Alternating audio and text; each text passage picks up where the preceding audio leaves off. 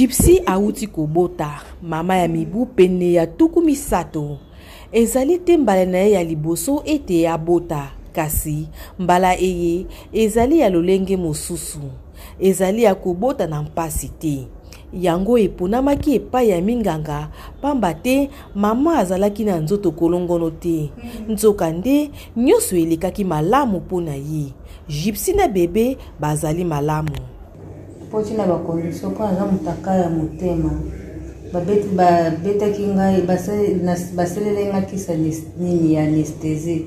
Pe banaboti sans douleur. Lokwa nazobela motema na ngai elingaka te. Nte tia kupusa na force na pusa esimba te. To beselaki fubungu. Bon, te eza te.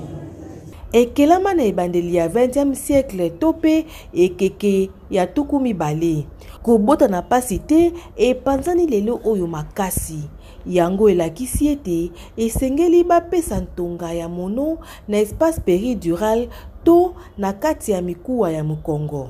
Etikisaka mpasi pe ntango mosusu elongolaka mpasi yambo pe ntango ya kobota. Lolenge oyo eponami na ba mama ebele baye baboyi kolanda likolo ya ba mama pe ya bakoko na bango. L'avantage c'est que l'efficacité elle est de plus de 90%.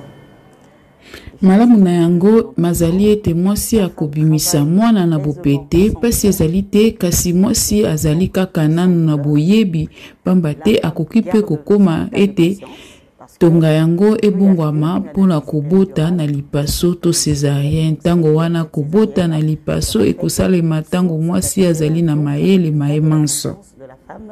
Vraiment au top. Mono mopesami na tonga mosalaka ete kobota esalama na bopete. Kasi mbano to pe likama pe ezali.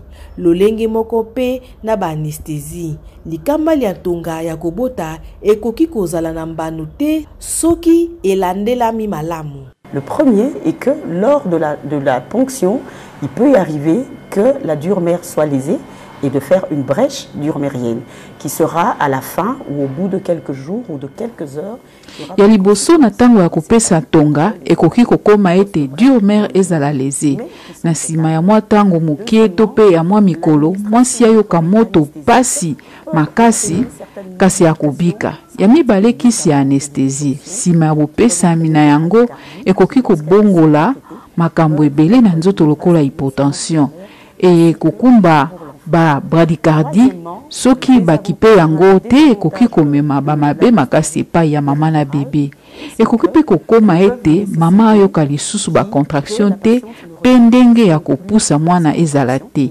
Yango ekokomaka mingi na basi bae bazali bilenge. Le refus de la patient ou la difficulté de la patient de pousser son bébé, ce qui est très fréquent surtout avec les mineurs. Atako bokasi ya toka esilisaka mpasi ya kobota boyebani basi mususu baboyi yango talantina basalelaka ba technique misusu mpona kokitisa mpasi totangi bongo kotambola massage ya mokongo kosakana na bale ya gymnastique pe bongo na bongo. Yet Mavinga mpona VOA Afrique Kinshasa.